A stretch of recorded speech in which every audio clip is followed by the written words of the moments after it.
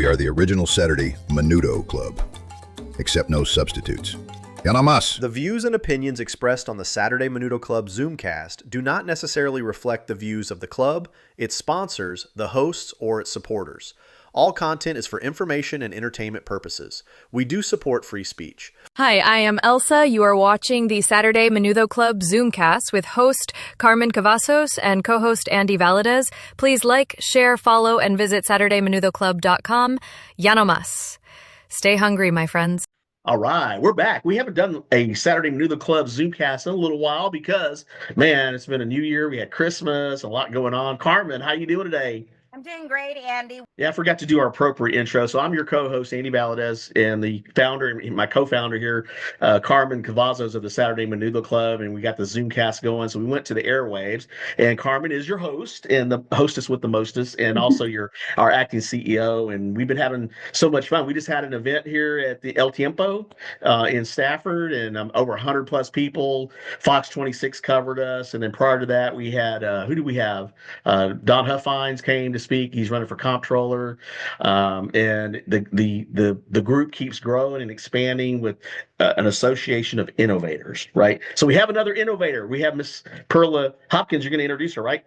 Absolutely. So just a quick background on our last two meetings. We have actually grown and expanded where we are bringing in community leaders. We had Dr. Nanda, who is an ophthalmologist, and she actually was helping the community within our Saturday Menudo Club and assisting them with questions about how and what actually affects our vision, our eyes. And it was just a great outreach involving activists, candidates, and community. And we did a follow-up. I know you just mentioned we had a huge success out in Fort Bend County. We not only had candidates that were running for positions within Fort Bend County, we had candidates that came in from Harris County because they just want to be so engaged. We also had another doctor follow up on the overall health of the American citizen. So go ahead and go to our website at SaturdayMenudoClub.com. All of these videos, all of our shows, all of our episodes are posted once we do conclude with the sessions. Andy goes back, uploads everything, so it's right at your fingertips. But yes, moving along, we do have a fantastic candidate with us here today, Miss Perla Muñoz Hopkins. Not only is she running for a position that covers the state of Texas, but she is also an Air Force veteran. So I want to introduce her with just a little bit of that background, but I want to get her on because she is so ready to not only serve her community, but the state of Texas. Welcome, Perla. Absolutely. Thank you so much, Carmen and Andy, for having me on and for all of the outreach that you do throughout the state and nationwide. I'm always blown away by these wonderful organizations like yours that not only support our Republican candidates, but get the job done. So it's just such a blessing and a pleasure being with you all. Yes, I'm Perla, running for Lieutenant Governor of the great state of Texas. You're not new to the game, but I do want people to be familiar with your accomplishments because there are many of them. Thank you very much. Yes, growing up in California, that's where I was born, just very rough childhood. I knew that I never would want to bring and raise my kids back in California, so we came back home to the state of Texas, my husband's birthplace, and also where my children started school early on. And that is because right after high school, I joined the Air Force. So at 18 years old, I spent boot camp in San Antonio and had always visited Houston and Texas because in the 5th grade, my family moved from California to home sweet Louisiana. And so I've always had such a union and love for Texas and all our southern states and, just the whole nation. And I literally bleed red, white, and blue. So I was fortunate that the government and God, most of all, issued me a husband while I was serving our country. And I got out after my first enlistment because my husband was getting orders overseas and we didn't want to do the dual military life. There's a lot of sacrifice that military families make.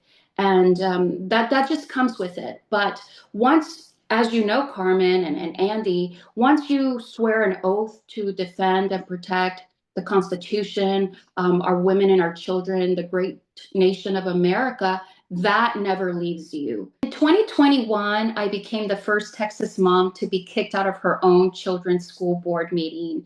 And so instead of being silenced, what I did was put on an advocate hat. And I now serve as a speaker and a volunteer education, parental rights, and policy advocate.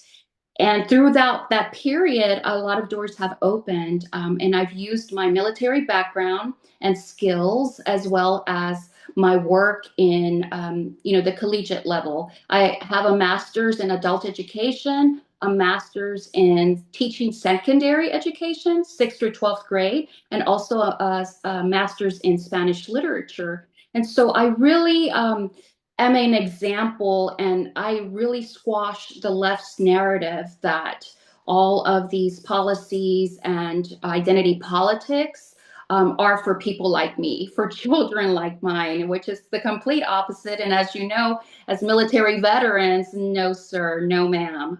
We are no bystanders, and we will continue to fight for our free and prosperous Texas. But yes, throughout that journey, I've been able to join the Republican Women, the Texas Federation of Republican Women, and my local clubs like Northwest Austin Republican Women, where I've served previously as the legislative chair and a volunteer and member. I'm also part of other Republican women clubs in the surrounding counties. I have served as a policy board director for the Mordecai Mission. Very happy with the progress and just all the national outreach that organization provides to all our heroes and just our American families.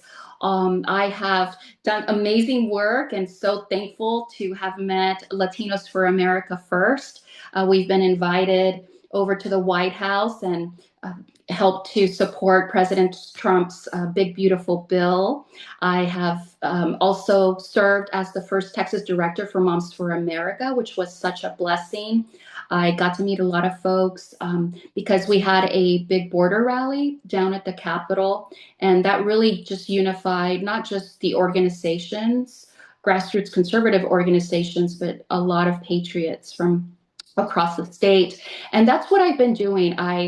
Sometimes when the legislature is in session, I will spend full days at the Capitol, shoulder to shoulder with our grassroots leaders. And so a lot of those good folks, whether they are presidents of their clubs or organizations, or just, the good everyday Texan, we have fought together, like I said, shoulder to shoulder in making sure that good bills are being sought after, and that those bills that have nothing to do with the prosperity of Texas are not valid. And that's where the office of the lieutenant governor comes in play, because the lieutenant governor presides over the Texas Senate, and every good bill or not must go through those senators.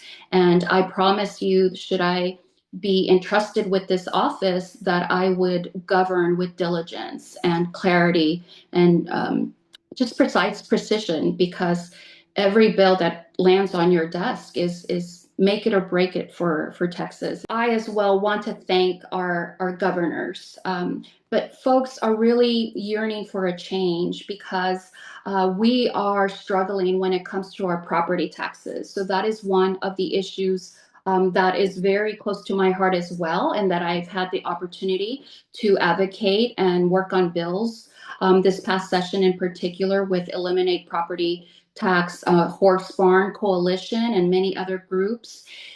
When we moved to Texas, my family, in 2017, our property taxes were roughly around $12,000. And that's with a small discount that my husband receives for disability from the VA.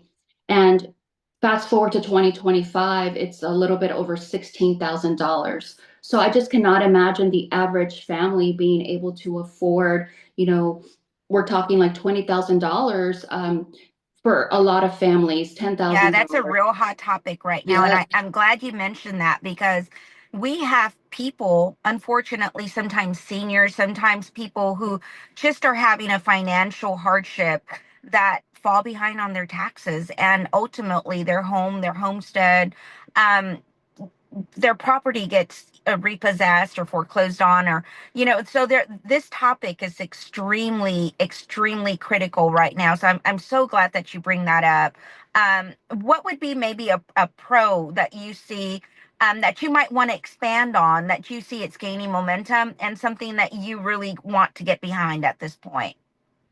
Well, definitely the elimination of our property taxes, because we no longer can afford to wait for reform or reduction or relief. And so the entire state is supporting candidates that want to, day one, get in office and start for the elimination, giving back the surplus. We're talking 24 to 27 billion dollars of surplus that belongs to the taxpayers. And so we have a high expectation that our newly elected leaders will indeed, take the horns and have action day one. There's so many other things that we could do to work towards that, and that does involve, one of the bills that we worked on was using the model of Johnson County, where their central appraisal district, who appraises our homes, has an all-elected board. So those are things that we can do. We never have to reinvent the wheel, but it's time that we have change, and that we should never have Texans of any age being taxed out of their homes. And right now we're looking at the average first-time homeowner being of age 40. So that's not what I want for my kids. That's not what any of us want for our, older generations and our new generation. So that is It's a a pro. great, yeah, it's a great topic to advocate for. Now, I just seen you do an interview at the Capitol in Austin, and can you tell us a little bit more about what that was, what y'all were promoting, and the momentum that's gotten behind that as well? Well, I had the blessing of meeting Doc Chambers early on during his campaign trail before I filed to run for office, and he was an inspiration. And I want to add that 40 years ago or so, Tracy Bradford and Colonel Allen West were indeed the trailblazers that have motivated, in particular, military veterans to, lift up and raise their voice and make a difference. So I know that folks are paying attention. I know that even our leaders are also acting and paying attention as well. And so Saturday, Doc Chambers and I made a pledge to the people of Texas, and we signed the anti-care pledge because we want to do something about the Islam takeover and the Sharia law invasion, and all of the, Epic City and other developments and initiatives that have been brewing just right underneath our noses. During the session, was able to volunteer a little bit and help out with RARE. Those are the folks that were going around to every Texas House member and state senator in having this pledge signed. So Doc Chambers and I signed it as candidates, and our promise to Texas that we will not let any foreign or domestic threat, hinder our constitutional republic or our state's law and order. But another pledge that we were able to sign was modeled after one that the governor was asked to sign as well. And those are initiatives working towards the elimination of property taxes, having to do with our children's safety and education. Everything that goes through the office of the lieutenant governor, like I mentioned, is imperative and important to our state's future. And so that eliminate property tax pledge is another proof or evidence that we are indeed, as an entire state, ready to rock and roll, ready to do something about the crisis that we find ourselves in when it comes to affordability in our wonderful state. I know Andy earlier was mentioning to us, if Texas was a country, we are definitely the 8th largest economy in the world. But what good is that? My second initiative is to reform the education system in the state of Texas. Because what good is it that we have all the intel and technology and the data centers, all this booming business, Wall Street, Dallas now, if we do not educate our youngest Texans, there's no reason why we should be 40 or in the 40s ranked in education among the rest of the 50 states. And I'm ready to do something about that second initiative, education, starting with the appointment that the governor makes in appointing the education commissioner at the Texas Education Agency. 10 years is enough of failing our students in our public schools. And we can do so much better when it comes to the school choice initiatives in making sure that there are no strings attached, that the money does indeed follow the child, and that our homeschool families, our private schools, our parochial school parents, our public school students have the best opportunities. And the reason why I'm also compelled to run in this office or for this office is because for the past 6 years, I've been working on improving what's called the Military Children's Education Compact. And the state of Texas is not adhering to that educational law. And every time it just completely dies flat in the Texas Senate. And that lets me know that if they're not willing to do right by the military connected kiddos of the over 1.4 million Texas veterans, then they're not wanting to do right by the rest of our children in schools. That's more than 5.5 million children. And I'm not here as a bystander, and I want to do something starting day one. And my third initiative is that, as we know, y'all, Texas is not for sale. So that's why Doc Chambers and I signed the anti-care pledge. We have to stop those foreign land grabs. We must put a halt. And those were massive. Those were massive. To my understanding, in South Texas, there was adjacent lands that were purchased or sold to foreign national countries that can pose a legitimate threat.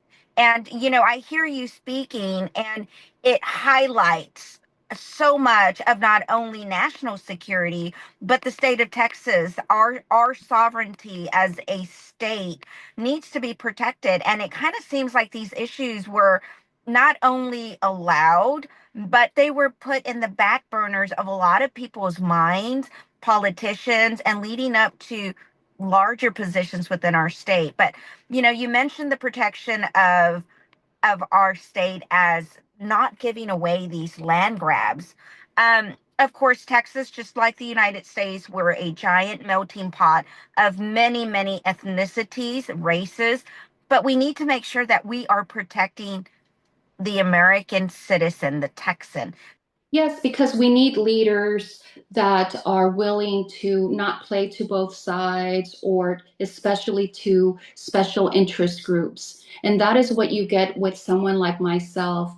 I don't have a business that I'm trying to grow and focus on and promote through this candidacy. I don't run or own a nonprofit. I'm strictly a volunteer. God provides, and my husband has a really good job on top of his military retirement. And so I'm focused and I'm ready to continue serving. I have been serving not just because I'm a former veteran, but as a military spouse for over 2 decades, as well as, like I was saying, a policy and parental rights advocate for the past 6 years. And I'm willing and ready to govern, with transparency and integrity. Really quickly, can you tell us again your website, if you are needing volunteers, how they can reach out to you, maybe an email address or a sort of a communication where they can reach you directly? Yes, the website is Perla Hopkins.com, and you can go on there and sign up to join the team. I'm looking for volunteers in all 254 counties. I have amazing friends that are stepping up as my point of contact and leaders. So I'll be heading out to Hidalgo County, McAllen, Laredo, all throughout the state, Amarillo, Lubbock, you name it. And so if you want to help out, and getting the word out is what's most important, because we're playing against time. Just letting folks know that I'm in this race. Actually, there are 3 challengers that are challenging our lieutenant governor, and all 3 of us happen to be military veterans. I think that sends a loud message. And folks like myself, at this point, after fighting so long at the Texas Capitol for really good bills, from to curb and do something about the fentanyl crisis, to border security, to education, I now have zero tolerance for any candidate that runs on the premise that they support Texas veterans. And I don't see that at all. I have zero tolerance at this point. And so that's why I'm just so passionate about this. And folks can send me an email at info@perlahopkins.com to know more and learn more about me and how you can make a difference. Follow all the social media platforms, please, and share. I have a lot of friends, including those on this broadcast, that have been sharing in groups. Facebook is an amazing community of outreach. And so just by sharing a picture or a post, it makes such a huge difference. We're also fighting against the algorithm. I'm very shadow banned, and a lot of my materials are just not able to be boosted or even advertised. So please look me up on Instagram, on X, on TikTok, and YouTube, Facebook. I really appreciate all of you. Well, you are a true grassroots patriot warrior, because it takes a lot of courage to put your name on the ballot. And that goes for a local candidate, right? You are covering, you just mentioned 254 counties. Andy, did you want to follow up or make any additional commentary? We're actually running out of time. So thank you. You've been watching the Saturday Menudo Club ZoomCast. This is an open platform for candidates. If you are running for any office in the state of Texas, please reach out to us. You can go to SaturdayMenudoClub.com and talk to Elsa, our virtual AI assistant. And thank you for watching. Ya no mas.